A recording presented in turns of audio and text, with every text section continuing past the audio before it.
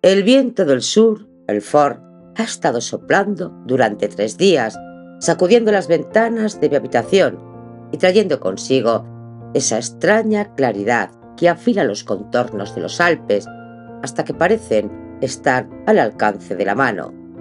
Es un viento inquieto que altera los nervios y despierta viejos dolores en las articulaciones. Desde mi silla observo cómo la ciudad de Zúrich sigue su curso indiferente bajo el cielo gris, ajena a la anciana que la contempla tras el cristal. Durante años he cultivado el silencio con la misma diligencia con la que un jardinero cuida sus parterres. He quemado cartas, he ocultado diarios y he respondido a la curiosidad de los periodistas con la brevedad más cortés y fría de la que fui capaz. ¿Qué importa la vida de la autora?, les preguntaba. La obra debe hablar por sí misma. Y lo creía así. La vanidad siempre me pareció un pecado ruidoso, impropio de una hija de Hilfer, educada en el temor de Dios. Sin embargo, la proximidad del final cambia la perspectiva de las cosas. No escribo estas páginas para justificarme ni para buscar una compasión póstuma que de nada me serviría ante el Tribunal Supremo. Las escribo porque la verdad, si no se fija en el papel, corre el riesgo de disolverse la leyenda amable que han tejido en torno a mi nombre. Creen conocer a la creadora de Heidi. Imaginan, supongo, a una mujer que vive en perpetua comunión con la naturaleza, una suerte de abuela alpina de sonrisa fácil. Desconocen a la señora Spiri del Frauden, la esposa del secretario municipal, la mujer que aprendió a moverse con rigidez por los salones encerados, sirviendo el té a los hombres mientras discutían sobre el destino de la nación, y la música de Wagner aturdía mis oídos acostumbrados al silencio de los abetos. Mi vida no ha sido un cuento de hadas, ha sido más bien un largo ejercicio de obediencia. Nací en una casa blanca sobre una colina verde, donde el olor a medicinas de mi padre se mezclaba con la poesía de mi madre. Allí aprendí que el paisaje no es un decorado, sino una presencia viva, severa y consoladora. Pero el destino de una mujer no es permanecer en el paraíso de la infancia. El destino es descender al valle, aceptar el yugo del matrimonio y cumplir con el deber. Yo cumplí el mío. Vine a esta ciudad de piedra y humo, y durante años mi espíritu enfermó de esa dolencia para la que los médicos de Zúrich no tienen nombre, pero que cualquier montañés reconoce al instante: la falta de horizonte. Si tomé la pluma, no fue por ambición literaria, fue por necesidad. Fue en el año de la guerra, cuando vi a los heridos cruzar nuestras fronteras, cuando comprendí que la oración, para ser completa, requiere acción. Escribí para la Cruz Roja, escondiendo mi identidad bajo unas iniciales, temerosa de que mi esposo o la sociedad juzgaran mi atrevimiento. Y luego vino el año 1884. No me detendré ahora en los detalles de esa fecha. Tiempo habrá de recorrer ese valle de sombras más adelante. Baste decir que la muerte entró en mi casa con la voracidad de un alud. Se llevó a mi hijo, mi único y frágil Bernard, y semanas después se llevó a mi esposo. La casa grande se quedó vacía. El silencio que antes buscaba como un tesoro se convirtió en un juez implacable. Fue entonces, y no antes, cuando la escritura dejó de ser un pasatiempo caritativo para convertirse en mi única ancla. Heidi ya había nacido, sí, fruto de mi propia nostalgia, de mi propia necesidad de huir de la ciudad sin moverme de mi escritorio, pero las historias que siguieron fueron escritas con una tinta más oscura, mezclada con la ceniza del duelo. He viajado mucho en estos últimos años. He buscado alivio en los balnearios, en el norte de Italia, en Montreux, pero siempre he regresado aquí, a Zúrich, al lugar de mi deber y de mis recuerdos. He usado la fortuna que mis libros trajeron, una fortuna irónica que llegó cuando ya no tenía herederos a quienes legarla, una fortuna para aliviar la miseria de otros, siempre desde el anonimato, siempre con la mano izquierda ignorando lo que hacía la derecha. Lo que van a escuchar ahora no es una novela, es el recuerdo sobrio de una mujer que vio cómo su mundo se partía en dos, la luminosidad de la montaña y la grisura de la obligación. Es la confesión de que la alegría de mis personajes fue comprada al precio de mi propia soledad. El Ford sigue soplando, la luz cambia sobre el lago.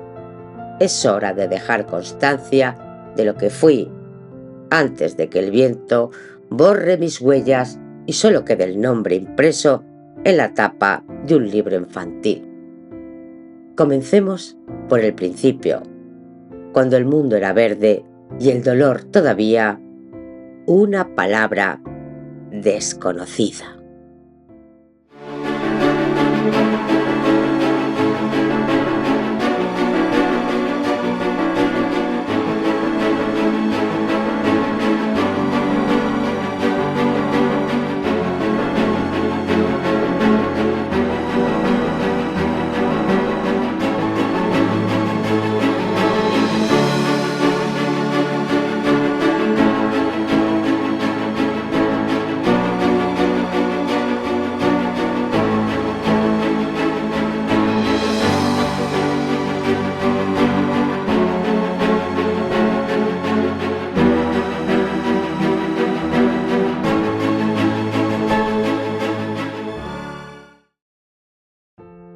Johanna Spiri, mi Heidi. La memoria es, a mis ojos cansados por los años y las letras, semejante a un paisaje alpino envuelto en la niebla de la mañana. A veces las nubes bajas cubren los valles y solo dejan ver las cumbres iluminadas por el sol. Otras veces el viento del sur, el Ford, sopla con fuerza y despeja el horizonte, revelando cada sendero, cada piedra y cada flor con una nitidez dolorosa. Así recuerdo yo mi vida, no como una línea recta trazada en un libro de cuentas, sino como una sucesión de cumbres y valles, de luces y sombras proyectadas sobre las laderas de mi amada tierra. Y cuando cierro los ojos y pido al Señor que me devuelva por un instante la claridad de los días idos, lo primero que veo no es un rostro, sino un color. El verde. Un verde profundo, oscuro y solemne. El verde de los abetos que montan guardia sobre las colinas de Hirzel. Nací en el corazón de ese verde, en el año de nuestro Señor de 1827, cuando el verano comenzaba a dorar los pastos altos. Mi mundo, en aquel entonces, se circunscribía a las paredes blancas y robustas de la casa paterna, la casa del médico, que se alzaba solitaria sobre una colina como un faro de cal en un mar de hierba. Desde mi ventana el mundo parecía no tener fin, extendiéndose en una promesa de belleza eterna que en mi inocencia infantil creí que jamás se rompería. Mi padre, Johann Jakob Hauser, era el médico del lugar. Su presencia en la casa era una mezcla de autoridad silenciosa y olores penetrantes.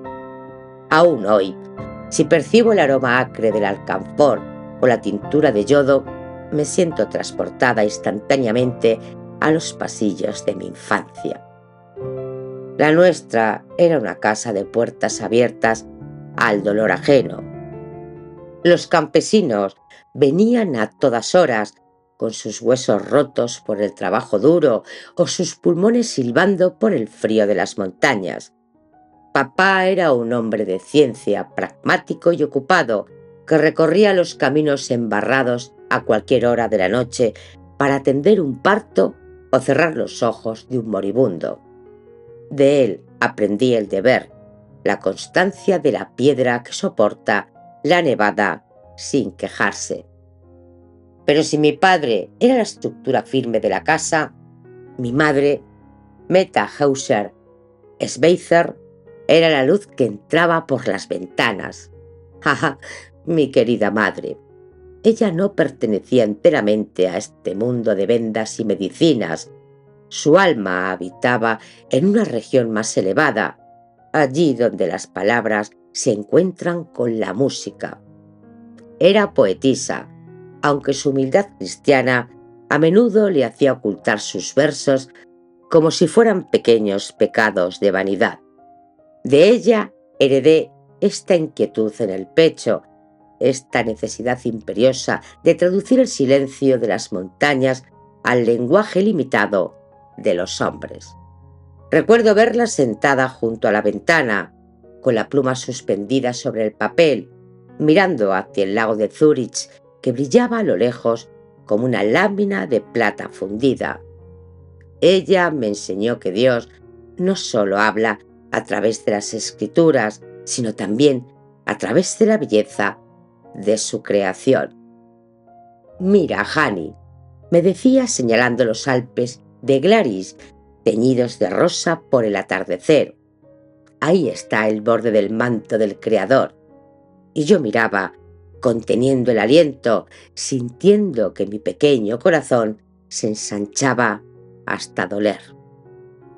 No fui una niña tranquila.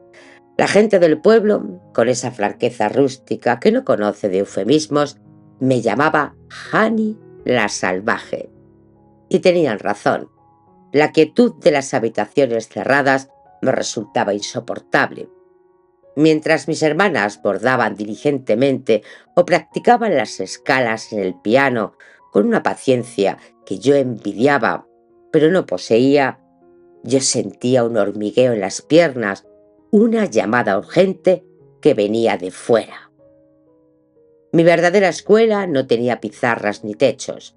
Mi aula era el bosque de Sil, con sus senderos cubiertos de agujas de pino que amortiguaban mis pasos.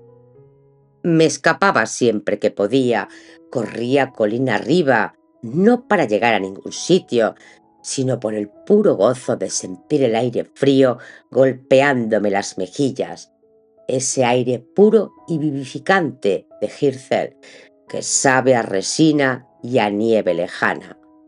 Me subía a las ramas más bajas de los viejos abetos y me quedaba allí, balanceándome con el viento, escuchando la antigua canción que cantan los árboles cuando la brisa los agita. Era una música grave y profunda, un susurro de eternidad que me consolaba de todas las pequeñas tragedias infantiles. En aquellos bosques yo no era la hija del médico ni la niña que debía aprender a comportarse en sociedad. Era simplemente una criatura de Dios, hermana de las ardillas y de los pájaros. Hablaba con las flores como si tuvieran alma. Recuerdo con especial ternura las gencianas azules y las pequeñas prímulas que desafiaban los últimos restos del invierno. Me tumbaba a boca abajo en la hierba, observando el microcosmos de los insectos y sentía una paz absoluta, una comunión perfecta con el todo. Esa paz, cuánto la añoraría después en los salones de terciopelo de la ciudad. Pero entonces no lo sabía. Entonces creía que la vida sería siempre correr bajo el sol y escuchar el viento en los abetos. La educación formal fue, confieso, una pequeña tortura para mi espíritu inquieto. La escuela del pueblo, con sus bancos duros y su aire viciado me parecía una prisión. Las letras y los números bailaban ante mis ojos, no porque no los entendiera, sino porque mi mente estaba siempre volando hacia la ventana, hacia donde las nubes dibujaban formas cambiantes sobre el Utilberg. Los maestros movían la cabeza, reprobando mi falta de atención, mi risa demasiado fuerte, mi incapacidad para mantener las manos quietas. «¿Qué será de esta niña?», murmuraban. Mi madre, sin embargo, sonreía con indulgencia. Ella veía en mi rebeldía la misma chispa que ardía en sus versos. Las noches en la Casa Blanca tenían su propia magia. Cuando la oscuridad cubría el valle y las estrellas se encendían sobre las crestas nevadas, nos reuníamos alrededor de la lámpara de aceite. Mi madre leía en voz alta o cantábamos himnos. La música era tan esencial para nosotros como el pan. A través de las canciones aprendí sobre la fe, no como un dogma severo y castigador, sino como una confianza cálida y sencilla. Dios era el buen pastor que cuidaba de sus ovejas en los pastos altos, y esa imagen se grabó en mi alma con una fuerza indeleble. Recuerdo una tarde particular de tormenta. El cielo se había vuelto de un color violeta amoratado y los truenos retumbaban en las montañas como cañones de una guerra celestial.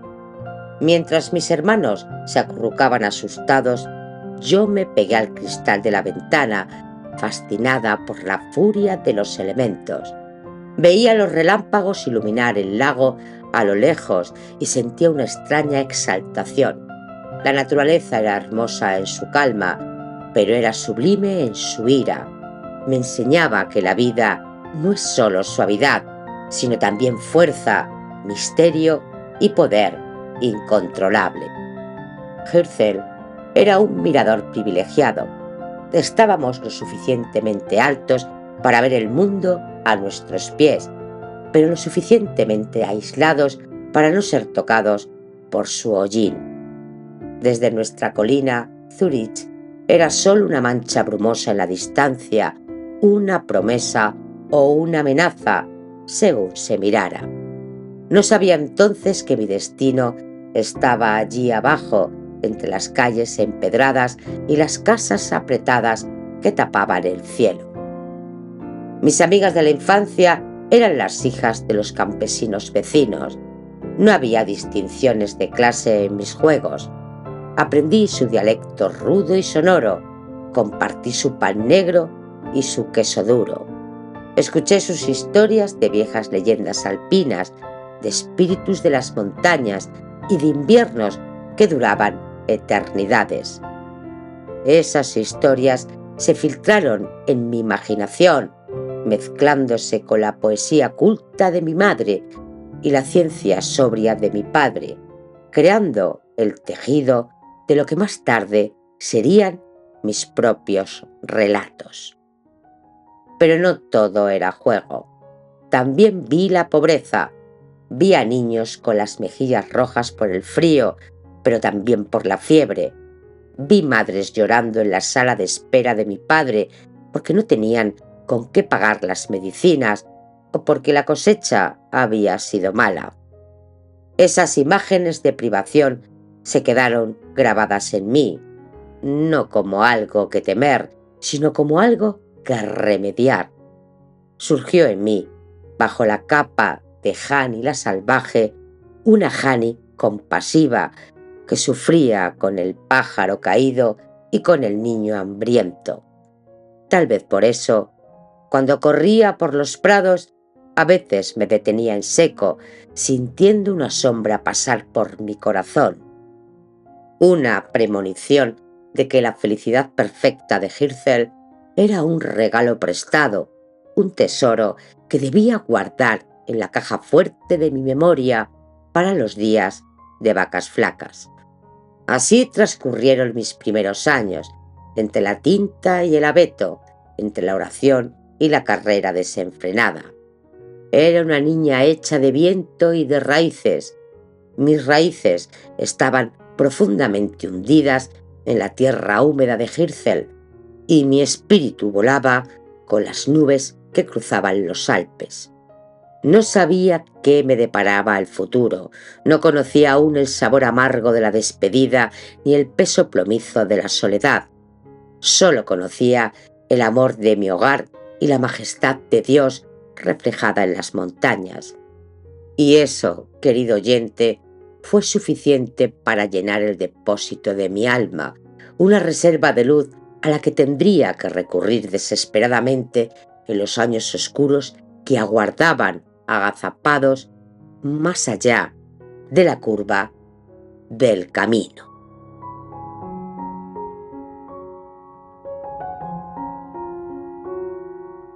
El peso de la piedra gris. El tiempo de la infancia, por eterno que parezca mientras se vive, se desvanece con la rapidez de la nieve bajo el sol de marzo. Dejé atrás los juegos en el bosque de Sil para adentrarme en el mundo ordenado de la instrucción y el deber. Mis padres decidieron que Hani la salvaje debía ser domesticada, pulida como un guijarro de río hasta que encajara en el mosaico de la sociedad. Así fue como llegué a Yverdon. Yverdon no era Hirzel. El aire allí tenía otro sabor, menos resinoso, más cargado de voces extrañas y sílabas francesas que rodaban por la lengua como canicas de vidrio. Allí me sumergí en el estudio de los idiomas y la música. El francés, con su cadencia elegante, me abrió puertas a literaturas que desconocía, pero mi corazón seguía hablando el dialecto rudo de mis montañas. El piano se convirtió en mi confidente. Cuando mis dedos recorrían las teclas de marfil, no tocaba simplemente notas, evocaba el sonido del viento en los abetos, el mugido lejano de las vacas al atardecer, el silencio reverente de la nieve cayendo. La música era el puente invisible que me permitía volver a casa sin moverme de mi taburete. Fue en esos años de juventud, entre partituras y lecciones de gramática, cuando conocí a quien sería mi compañero de vida, Bernard Spiri. Era un hombre de sustancia, grave y serio, como un libro de leyes encuadernado en cuero. Abogado, periodista, wagneriano convencido, su mente era un laberinto de ideas elevadas y principios inquebrantables. No poseía la ligereza de los jóvenes que había conocido en el campo. En sus ojos había una determinación urbana, una visión puesta en el progreso y la cultura. Nos casamos en 1852. Recuerdo la ceremonia como a través de un velo, una mezcla de solemnidad y de temor reverencial. Yo, la muchacha que corría descalza por los prados, me unía a un hombre cuyo mundo estaba hecho de tinta de imprenta, debates políticos y óperas grandilocuentes. Le amaba así, con un amor respetuoso y tranquilo, pero también sentía que al tomar su mano soltaba la mano de mi propia naturaleza. Y entonces llegó el traslado a Zúrich. ¡Ay, Zúrich! Ciudad de torres y puentes, de comercio y cultura.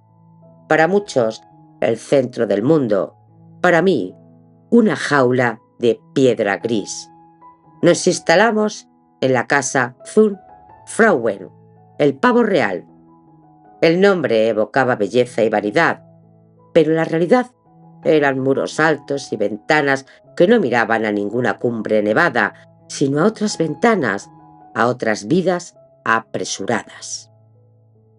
El cambio fue brutal, una amputación del espíritu. En Hirzel el horizonte era infinito, mi mirada podía viajar leguas antes de tropezar con una nube. En Zúrich mi vista chocaba contra fachadas de estuco y chimeneas humeantes. El aire no olía a heno ni a tierra mojada, sino a carbón, a caballos, a polvo de calle. El ruido era incesante, el traqueteo de los carruajes sobre los adoquines, los gritos de los vendedores, el murmullo constante de una humanidad que nunca descansaba. Allí, en medio de la multitud, conocí la soledad más profunda. Una enfermedad silenciosa comenzó a crecer en mi pecho, una opresión que los médicos llaman melancolía, pero que yo conocía con un nombre más antiguo y terrible: nostalgia.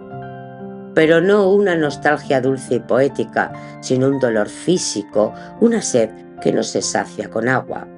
Me sentía como una planta alpina arrancada de su suelo rocoso y trasplantada a una maceta de porcelana en un salón oscuro. Mis raíces buscaban la profundidad de la tierra madre y solo encontraban el vacío del parqué encerado. Mi esposo Bernard estaba inmerso en su trabajo. Sus días eran una vorágine de artículos, defensas legales y discusiones sobre la música de Wagner, a quien admiraba con fervor casi religioso. Él prosperaba en ese ambiente. La ciudad era su elemento, como el agua para el pez. Yo le observaba desde la orilla, muda, incapaz de explicarle por qué la grisura del cielo urbano me hacía llorar sin motivo aparente. ¿Cómo decirle a un hombre tan ocupado y racional que me moría de tristeza porque no podía ver cómo la luz de la tarde dorada de las copas, los árboles, no podía ver? Me sentía ingrata, una esposa inadecuada que no sabía apreciar la posición y la seguridad que él me brindaba. Me refugié en el silencio. La casa del pavo real se convirtió en mi monasterio. Limpiaba, ordenaba, dirigía el servicio con eficiencia mecánica, pero mi alma estaba ausente, vagando por los senderos de Hirzel. A veces cerraba los ojos en medio del salón y trataba de reconstruir mentalmente el mapa de mi infancia. Aquí el arroyo, allá el viejo roble, más allá el prado de las gencianas. Era un consuelo efímero, pues al abrir los ojos, la realidad de los muebles pesados y las cortinas de terciopelo caía sobre mí como una losa. La fe fue mi única ancla en esa tormenta seca. Oraba fervientemente, no pidiendo volver atrás, pues el deber de una esposa es estar junto a su marido, sino pidiendo fuerzas para soportar el destierro. Leía los salmos. Alzaré mis ojos a los montes. ¿De dónde vendrá mi socorro? Y lloraba porque mis montes estaban lejos, ocultos tras la bruma del lago y el humo de las fábricas. Pero Dios, en su infinita misericordia, envió una promesa de primavera en medio de mi invierno interior. Un hijo. Un hijo. La noticia de mi embarazo fue como un rayo de sol rompiendo las nubes de plomo. Bernadilli. Aún antes de ver su rostro, ya le amaba con una intensidad que me asustaba. En la espera de su llegada encontré un nuevo propósito. Ya no era solo la exiliada de Hirzel, era un cáliz portador de vida. Mis manos, que se sentían inútiles entre los damascos y las porcelanas, ahora tejían patucos y camisitas con una devoción febril. Imaginaba a mi hijo no como un ciudadano de Zúrich, sino como un heredero de las montañas. Le hablaba en susurros mientras crecía en mi vientre, contándole sobre los abetos y las ardillas, prometiéndole que aunque naciera entre piedras grises, su alma conocería el verde. La esperanza se mezclaba con el miedo. ¿Sería fuerte? ¿Sobreviviría al aire viciado de la ciudad? Mi propia fragilidad me hacía temer por la suya. Así pasaron los meses, entre la náusea y la expectativa, entre el Heimbert, que me roía los huesos, y la alegría incipiente que florecía en mis entrañas. La ciudad seguía rugiendo fuera de mis ventanas, indiferente y ajena, pero dentro de mí, en el silencio de mi cuerpo, comenzaba a crecer un jardín secreto, un pequeño Hirzel de carne y sangre, que rogaba al cielo me salvaría de la asfixia. Bernadilli sería mi ancla, mi consuelo, mi pequeña flor alpina en el desierto de adoquines.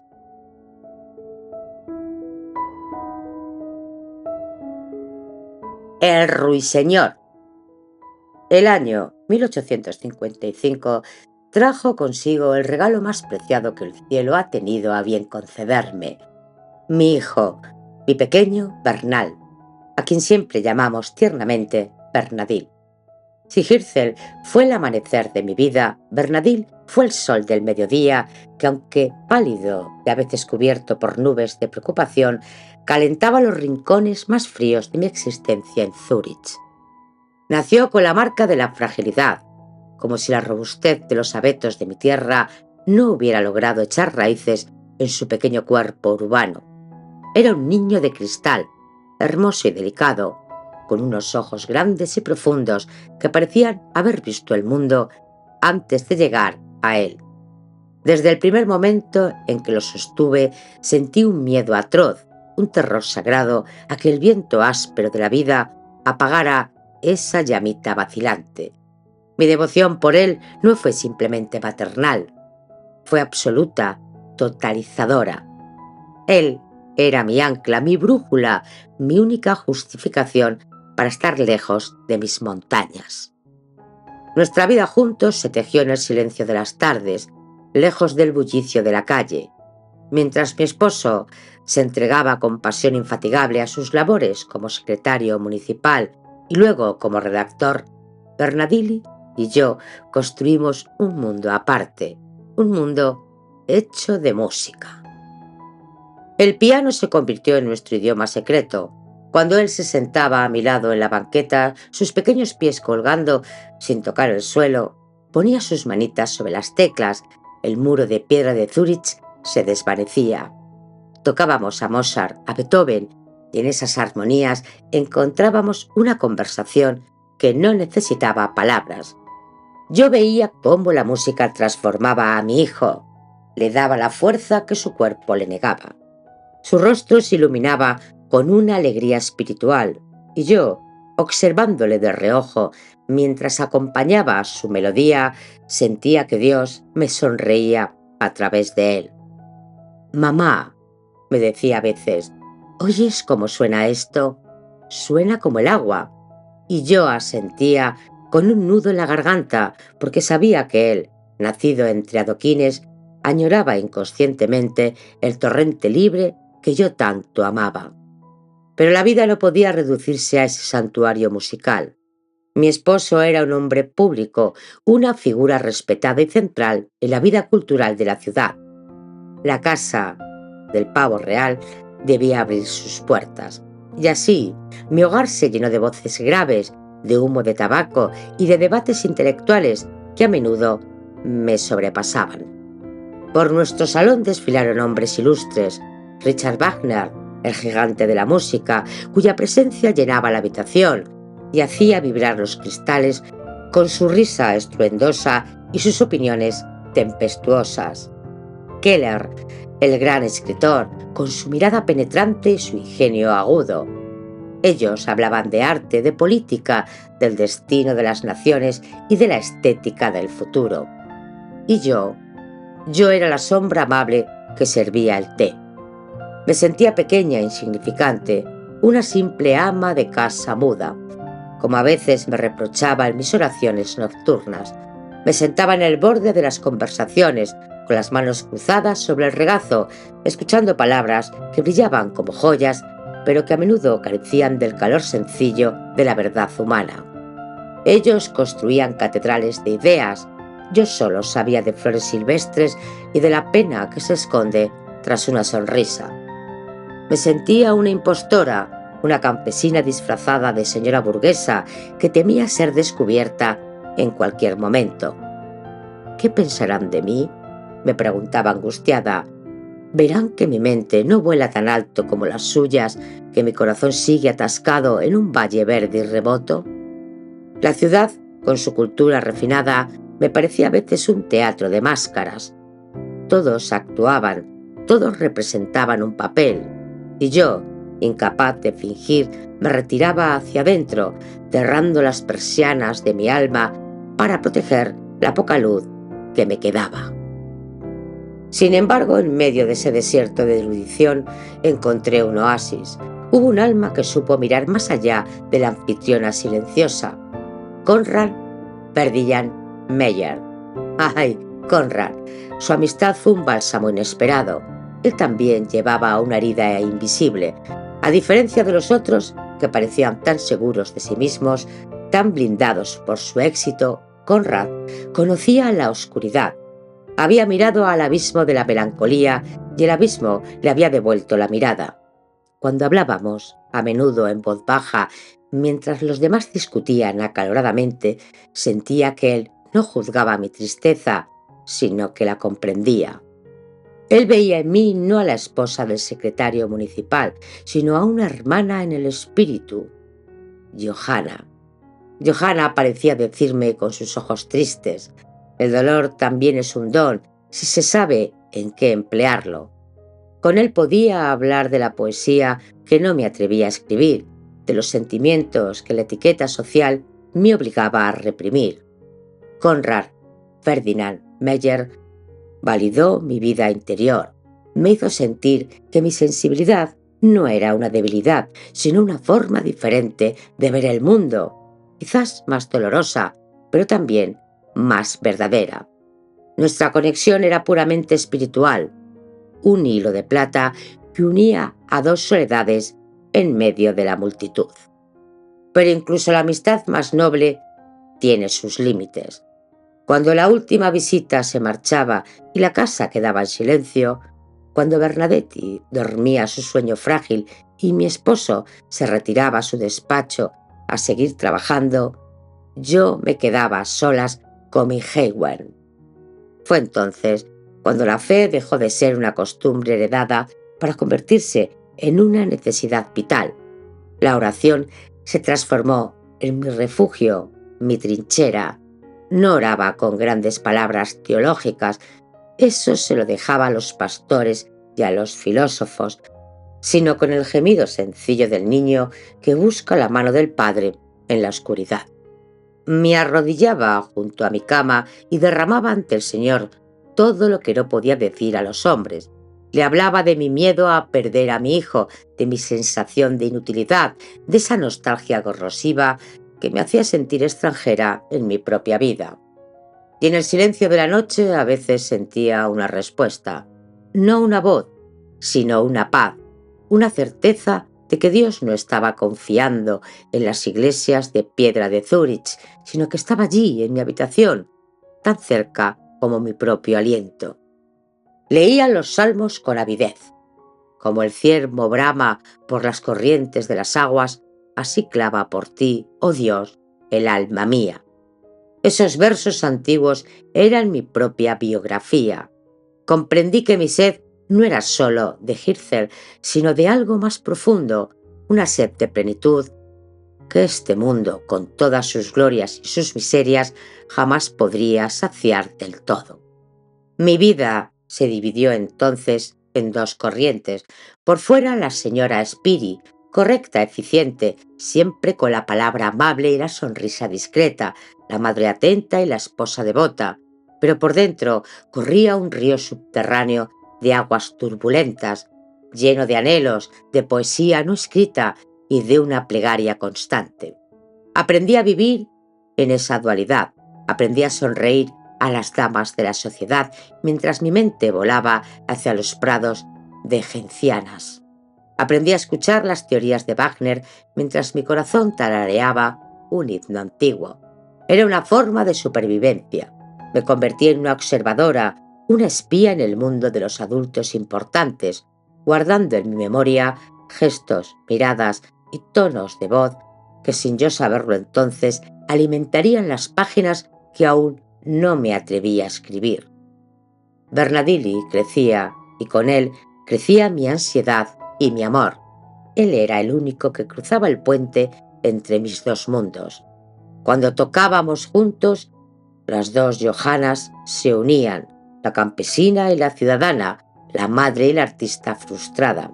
En la música y solo en ella era completa.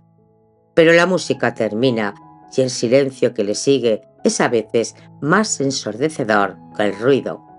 y en ese silencio yo esperaba, sin saber qué, sintiendo que mi destino aún no se había revelado, que había una tarea para mí más allá de servir té y ocultar lágrimas.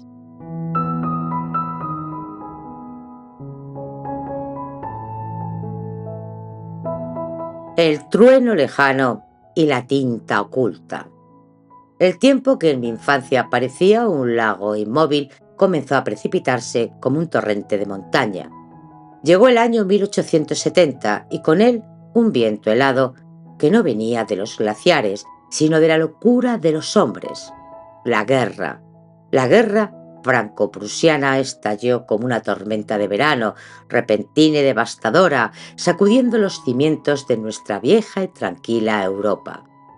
Aunque Suiza, en su bendita neutralidad, permaneció como una isla de paz en medio del océano de fuego, no pudimos cerrar los ojos ante el horror que nos rodeaba. Zúrich, mi jaula gris, se llenó de ecos de cañones lejanos. Las noticias llegaban manchadas de sangre. Los periódicos que mi esposo leía con ceño fruncido hablaban de asedios, de hambre, de ciudades convertidas en escombros. Y luego llegaron ellos, los heridos, los refugiados, las almas rotas que cruzaban la frontera buscando un respiro. Vi pasar trenes cargados de miseria, vi rostros de madres que habían perdido la luz en sus ojos y niños que habían olvidado cómo jugar. El sufrimiento humano que hasta entonces había sido para mí una realidad doméstica, la enfermedad de un vecino en Hirzel, la tos de mi propio hijo, se manifestó en una escala bíblica. Me sentí abrumada, pequeña e inútil. ¿Qué podía hacer yo, una mujer encerrada en su salón, mientras el mundo se desangraba? La caridad cristiana, esa llama que mi madre había encendido en mi corazón, ardía con fuerza, exigiendo acción. No bastaba con rezar, aunque rezaba sin cesar. No bastaba con tejer calcetines o donar monedas que sobraban de la compra. Sentía una urgencia, un imperativo moral que me quitaba el sueño. Quería ayudar, quería aliviar al menos una gota de ese océano de dolor. ¿Pero qué tenía yo para ofrecer? No era rica, no tenía influencia política, no era enfermera. Solo tenía mis recuerdos, solo tenía las historias que me contaba a mí misma para no morir de tristeza. Fue entonces cuando surgió la idea, tímida al principio, como una flor que se abre paso entre la nieve. La Cruz Roja Internacional, esa noble institución nacida en nuestra propia tierra, necesitaba fondos desesperadamente. ¿Y si escribía? ¿Y si esas imágenes que poblaban mi insomnio pudieran convertirse en palabras y esas palabras en libros y esos libros en pan para los hambrientos? El pensamiento me aterrorizaba tanto como me seducía. En mi círculo social, una mujer que escribía era vista con sospecha, como alguien que descuida sus deberes sagrados del hogar para perseguir vanidades mundanas. Ser escritora sonaba a presunción, a orgullo, a algo impropio de la esposa del secretario municipal. ¿Qué diría Bernard? ¿Qué pensarían las damas de la sociedad que me visitaban para tomar el té? Temía su juicio, sus murmullos, sus cejas levantadas. Pero el rostro de los refugiados pesaba más que el miedo al que dirán. Me senté ante mi escritorio, no con la arrogancia del artista que busca la gloria, sino con la humanidad del mendigo que busca una moneda para otro. Mojé la pluma en el tintero y dejé que mi corazón hablara. Así nació mi primera obra, una hoja en la tumba de Brony. No escribí sobre princesas ni palacios, escribí sobre lo que conocía, sobre lo que había visto en las casas humildes de Hirzel. Narré la historia de una mujer, Brony, sometida a la violencia de un esposo alcohólico, una vida de sufrimiento silencioso, sostenida únicamente por la fe. Era una historia oscura, sí, pero llena de esa piedad rústica y resistente que yo tanto admiraba en la gente de campo. Volqué en ella mi propia comprensión del dolor, mi propia convicción de que solo en Dios se encuentra el consuelo cuando la vida humana se vuelve insoportable. Escribir fue un acto de desdoblamiento. Mientras mi mano trazaba las letras, las paredes de mi habitación en Zúrich se disolvían. Ya no olía el polvo de las cortinas, sino el aroma de la tierra mojada tras la lluvia. Volví a ver los rostros curtidos de mis vecinos de infancia. Escuché sus voces ásperas y sinceras. Escribir se convirtió en mi válvula de escape, la llave que abría la puerta de mi prisión. Cada frase era un paso de vuelta a casa.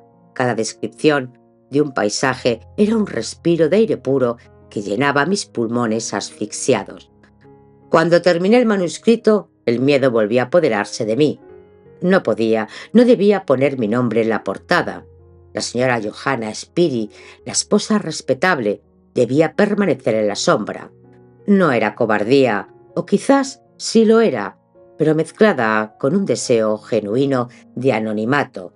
No quería que nadie comprara el libro por ser la obra de la esposa del señor Spiri.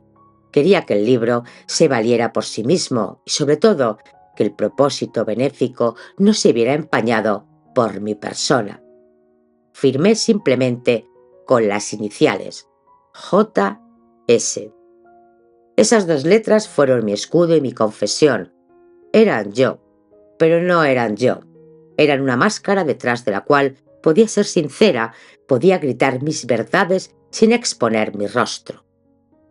El libro se publicó en 1871. Para mi asombro, no solo se vendió, sino que tocó corazones.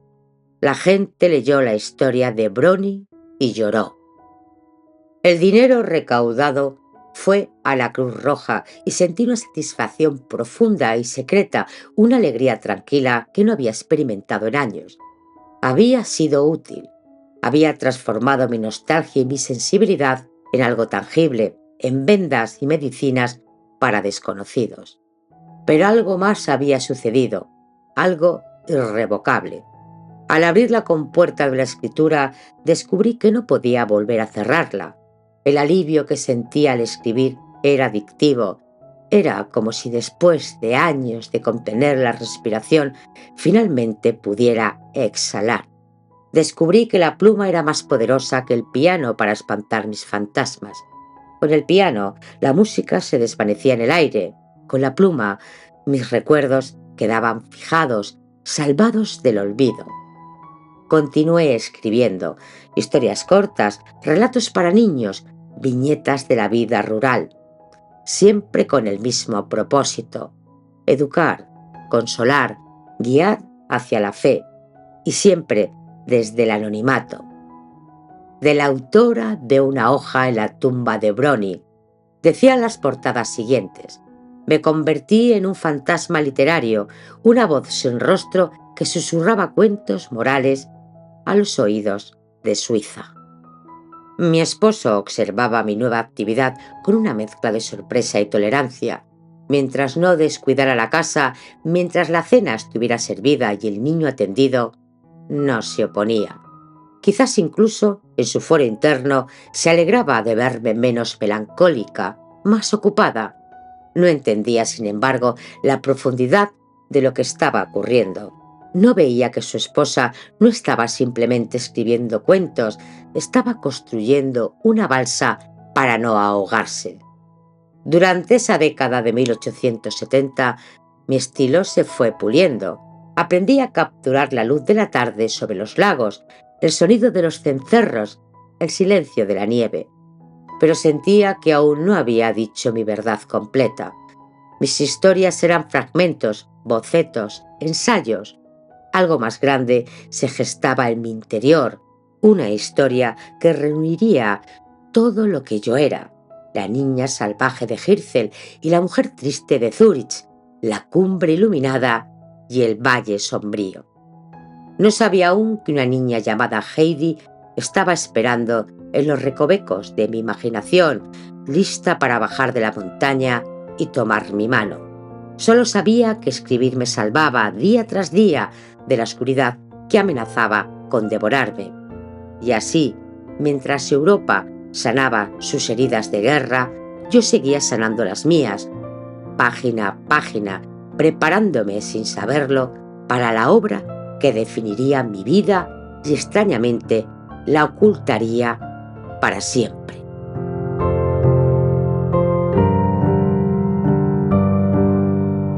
Heidi, el grito de la montaña. Corría el año 1880. Mis sienes ya empezaban a platearse y mi corazón, fatigado por 2 décadas de vida urbana, latía con un ritmo lento y resignado. Pero en el fondo de ese corazón, bajo capas de ceniza y decoro burgués, aún ardía una brasa que se negaba a extinguirse y que, avivada por el viento de la necesidad espiritual, estaba a punto de provocar un incendio. No me senté a escribir a Heidi con la intención de crear una obra maestra. Dios me libre de tal vanidad. No hubo un plan calculado, ni esquemas literarios trazados con frialdad. Heidi no nació de mi intelecto, nació de mi herida.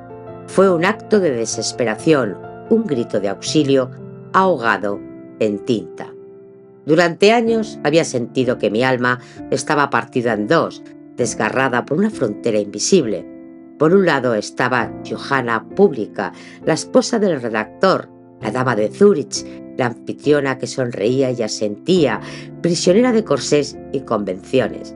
Por el otro estaba Hanni de Hirzel, la niña salvaje, la que corría con el viento, la que entendía el lenguaje de los abetos y se sentía más cerca de Dios en un prado alpino que en la catedral más solemne. Cuando tomé la pluma aquel verano, decidí dejar de luchar contra esa división y en su lugar encarnarla. Así surgieron ellas, mis 2 niñas, mis 2 mitades. Heidi no es un personaje inventado. Heidi soy yo. Es la parte de mí que nunca salió de Hirzel, la esencia intacta, libre y pura que se maravillaba ante el milagro de cada amanecer. Al escribir sobre ella, al describir sus pies desnudos, pisando el musgo húmedo, o su alegría al dormir sobre el heno fresco, yo no estaba inventando, estaba recordando. Estaba recuperando mi propia infancia, sorbo a sorbo, como quien bebe agua de un manantial sagrado tras una larga travesía por el desierto. Pero si Heidi era mi alma, Clara Sisman era mi cuerpo. Clara, la niña pálida, encerrada en una silla de ruedas, prisionera de una mansión lujosa en una ciudad gris, era el retrato doloroso de mi vida adulta en Zúrich. Su parálisis no era física. Gracias al cielo, mis piernas siempre me sostuvieron, pero era una parálisis del espíritu, una inmovilidad impuesta por las reglas de una sociedad que no comprendía la naturaleza. Frankfurt, en mi libro, no es solo una ciudad alemana, es Zúrich. Es cualquier lugar donde el cielo queda tapado por los tejados y donde el aire pesa como una manta vieja. La terrible señora Rottenmeier no es una villana de cuento, es la personificación de todas esas normas rígidas, de todos esos deberes y no puedes, que asfixiaron mi espontaneidad durante tantos años. El proceso de escritura fue una fiebre. Me levantaba temprano, antes de que la casa despertara, y me sumergía en ese mundo que estaba creando. A medida que mi pluma rascaba el papel, sucedía el milagro. Los muros de mi habitación se disolvían. Ya no escuchaba los carruajes de la calle, sino el mugido de las cabras y el silbido de las marmotas. Sentía el olor de la leche caliente y del queso tostado al fuego. Escribir sobre la nostalgia de Heidi, su nostalgia devastadora en Frankfurt, fue mi propia terapia. Cuando escribí cómo la niña dejaba de comer, cómo palidecía y caminaba sonámbula buscando la puerta abierta, estaba describiendo mis propios síntomas, mi propia enfermedad del alma que los médicos de Zúrich no sabían curar.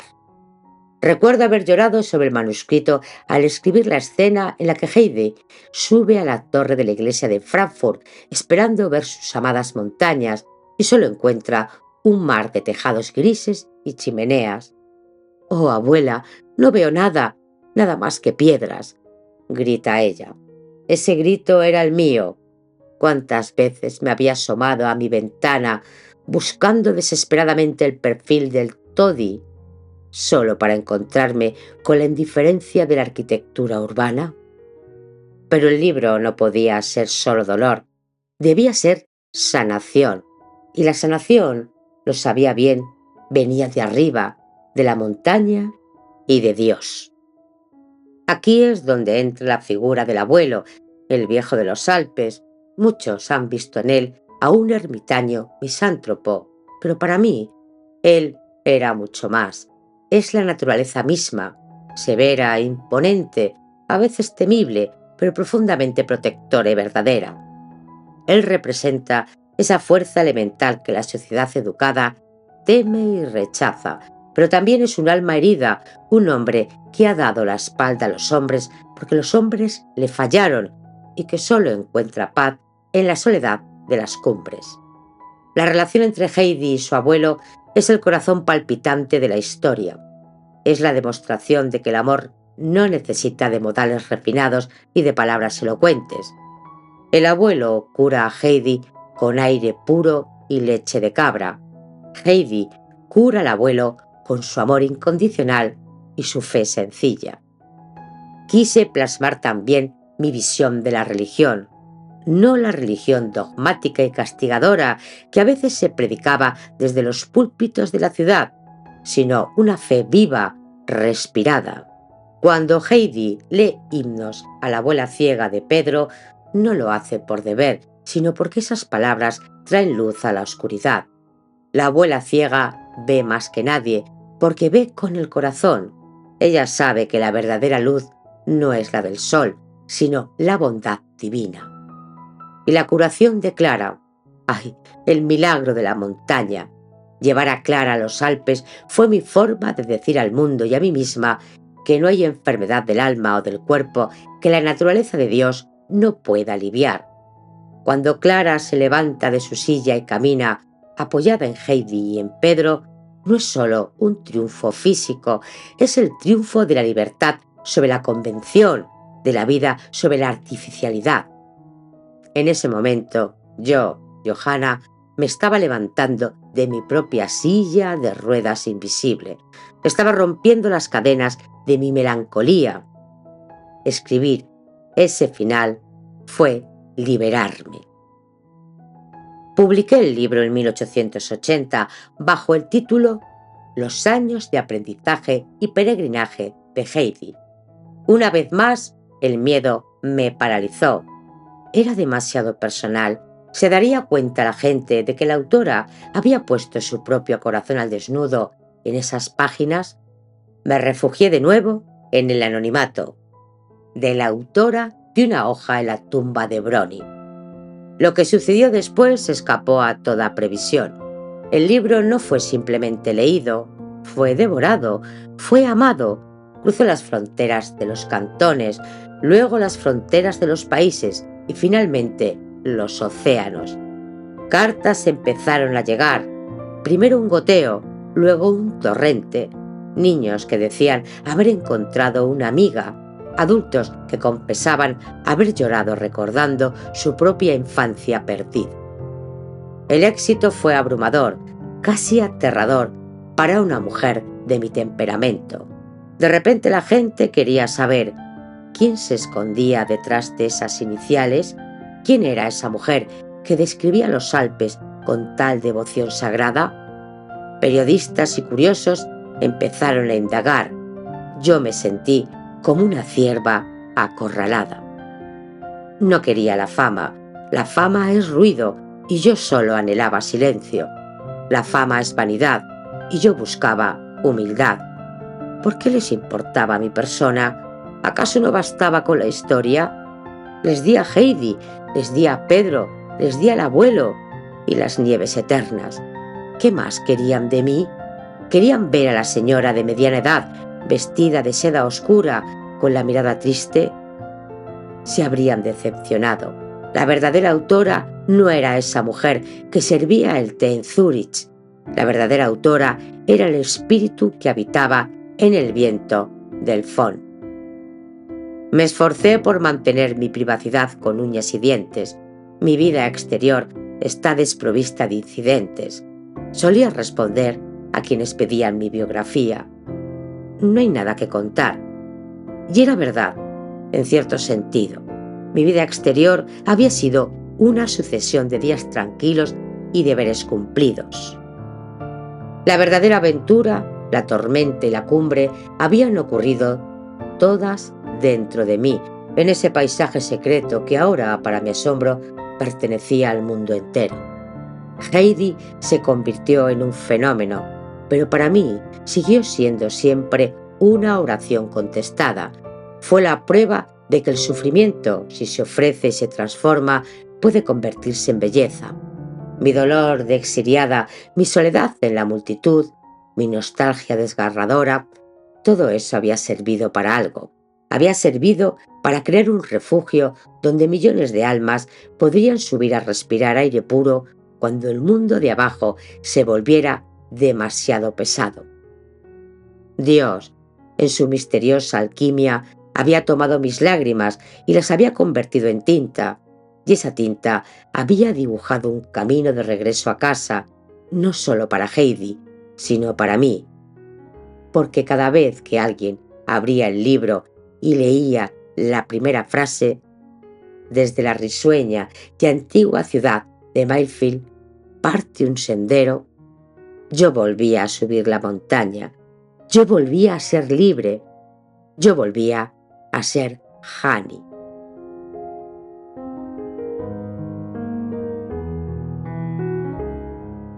El Valle de la Sombra de la Muerte. Hay años que deberían ser borrados del calendario, arrancados como las hojas secas de un árbol enfermo para que no contagien a las demás. 1884 fue ese año para mí. Si hasta entonces mi vida había sido una lucha entre la luz de las montañas y las sombras de la ciudad, en 1884 el sol se apagó por completo y me vi sumergida en una oscuridad tan densa, tan palpitante, que sentía que podía tocarla con las manos. Comenzó no con un estruendo, sino con un silencio, el silencio del piano. Bernadilli, mi amado hijo, la única flor que había logrado cultivar en el suelo pedregoso de Zúrich, empezó a marchitarse. La enfermedad que se había cernido sobre él como una amenaza constante durante toda su vida, la tisis, esa devoradora lenta y cruel, reclamó finalmente sus derechos. Ver a un hijo consumirse es el mayor tormento que puede sufrir una madre. Es ver cómo el futuro se deshace, cómo las promesas se convierten en polvo. Su tos resonaba en los pasillos de la casa, como un reloj fúnebre marcando las horas que nos quedaban. Yo pasaba las noches sentada junto a su cama, sosteniendo su mano febril, esa mano que tantas veces había recorrido las teclas del piano con alegría. Ahora sus dedos eran frágiles como ramitas de invierno. Le leía, le cantaba en voz baja las canciones de Hirzel, tratando de insuflarle con mi aliento la vida que se le escapaba.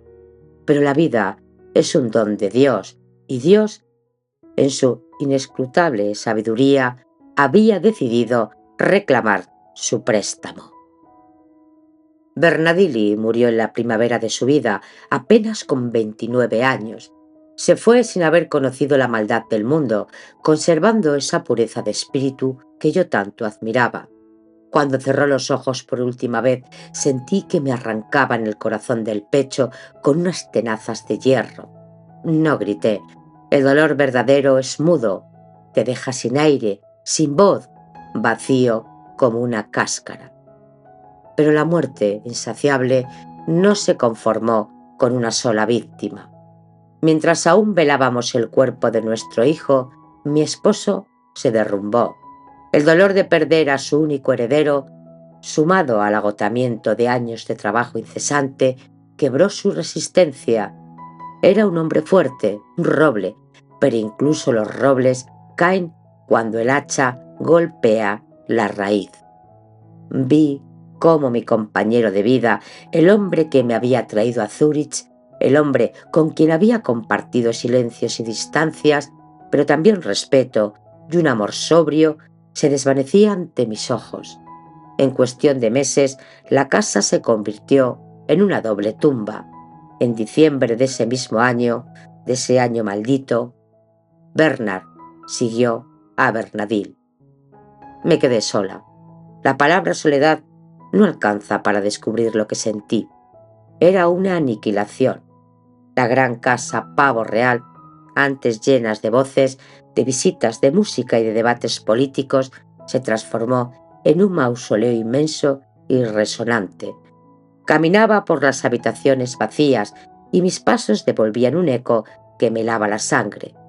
Abría la puerta del despacho de mi marido y esperaba verle allí, inclinado sobre sus papeles.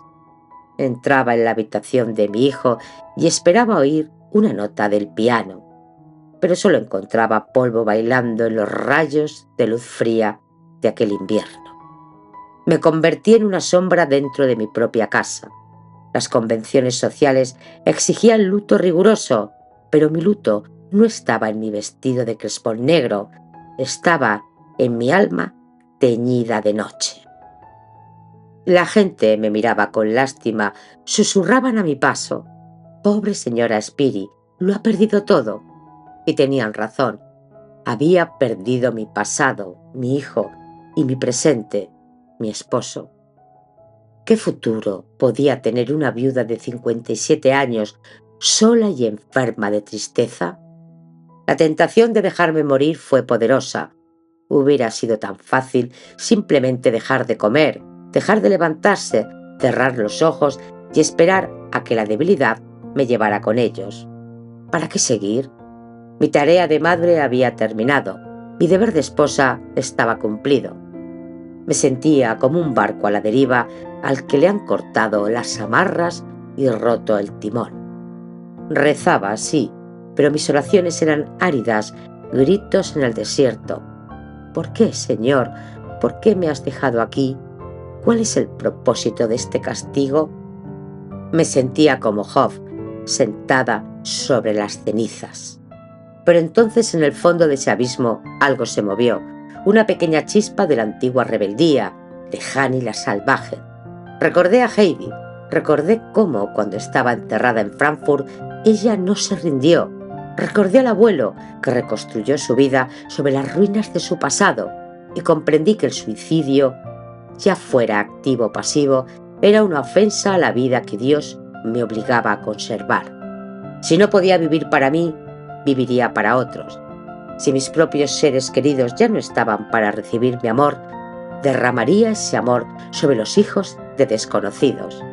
Volví a mi escritorio, no con la alegría febril con la que escribí Heidi, sino con la determinación sombría del náufrago que se aferra a un madero en medio del océano.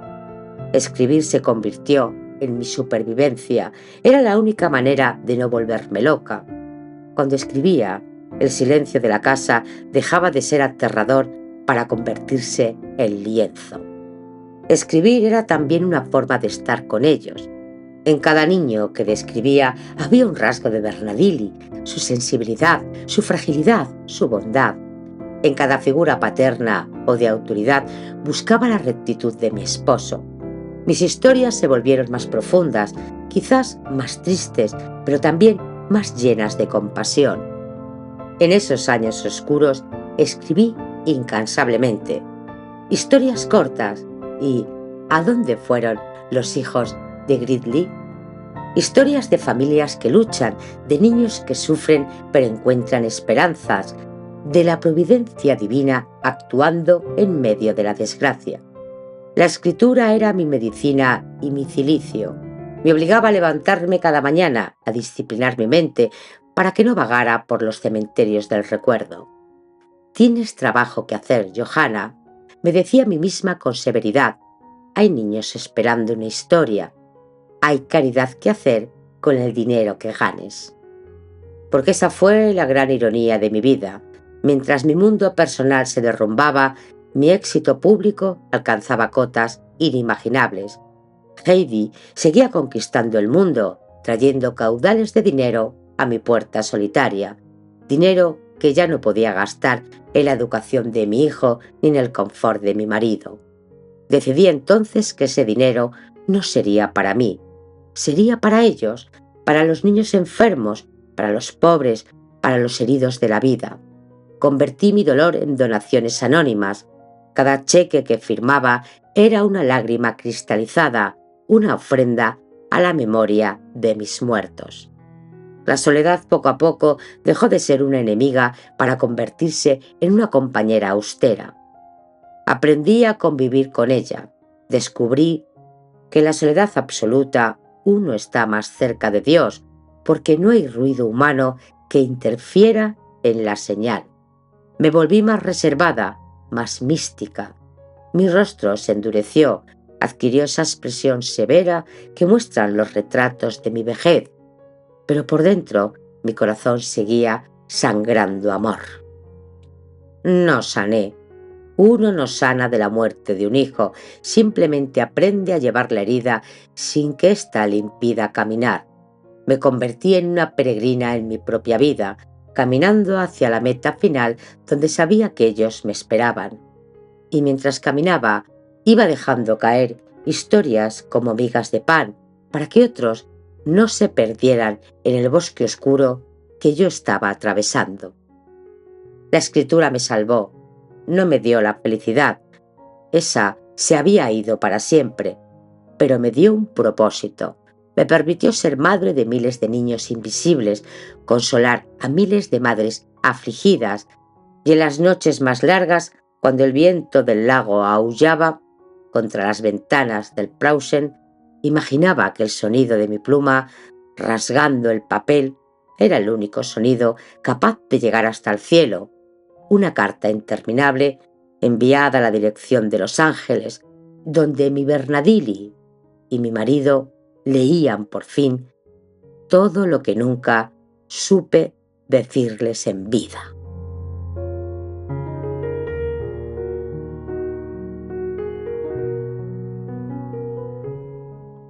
El sendero hacia la verdadera cumbre. Los años que siguieron al gran derrumbe fueron años de quietud exterior y movimiento interior. Abandoné la gran casa, ese escenario de mis alegrías domésticas y mis tragedias insondables. Era demasiado grande para una mujer sola y demasiados ecos resonaban en sus techos altos. Me mudé a una vivienda más modesta, en la Zellberg, y más tarde a la Stenhauser. Me desprendí de los muebles pesados, de las porcelanas que ya nadie usaría, como quien se quita un abrigo de invierno al entrar en una habitación cálida. Cuanto menos poseía, más ligera me sentía para emprender el último tramo del camino. Me convertí en una viajera, no por el placer mundano del turismo, sino impulsada por una inquietud que no me dejaba echar raíces de nuevo en el asfalto de Zúrich. Huía, lo confieso, huía de las fechas marcadas en el calendario, de los aniversarios que abrían las cicatrices. Buscaba en el horizonte la paz que mi corazón había perdido. Viajé a Montreux, al lago de Ginebra, donde las aguas son tan azules que parecen un pedazo de cielo caído. Bajé al norte de Italia, buscando en el sol del sur un calor para mis huesos viejos que agradecían. Pero siempre, invariablemente, mi brújula interna apuntaba hacia arriba, hacia los Alpes. Volví a mis montañas una y otra vez. Allí, sentada en una terraza de madera, envuelta en mantas de lana, respiraba el aire frío y sentía que estaba un poco más cerca de ellos. Miraba las cumbres dentadas del Esquisaplana o del Fankins y pensaba: allí arriba, donde la nieve nunca se derrite, el aire es tan puro que casi es espíritu. En la montaña la frontera entre la vida y la muerte me parecía delgada, translúcida como una hoja de papel al sol. El mundo seguía girando, ajeno a mi peregrinaje. Heidi se había convertido en algo que ya no me pertenecía. Se traducía a lenguas que yo no hablaba, viajaba a países que yo nunca vería. El dinero llegaba en sobresellados, cifras que a mi padre, el buen médico rural, le habrían parecido una fortuna inalcanzable. Pero yo miraba esas monedas con indiferencia. Para mí solo tenían un valor. Eran llaves, llaves para abrir las jaulas de la miseria. Hice de la filantropía mi oficio secreto. Busqué a los niños que nadie miraba, los tísicos, los huérfanos, los que vivían en sótanos húmedos en la Zúrich industrial. Pagué tratamientos, compré ropas, financié estudios, pero siempre desde la sombra. Que tu mano izquierda no sepa lo que hace tu derecha, nos enseñó el maestro. No quería placas conmemorativas ni agradecimientos públicos. Me bastaba con saber que gracias a la niña de los Alpes, un niño real tenía leche caliente esa noche. Era mi forma de seguir cuidando a Bernadilli. Cada niño ayudado era un beso que le enviaba al cielo. Y así, trabajando en silencio y esperando con paciencia, llegué al umbral del nuevo siglo.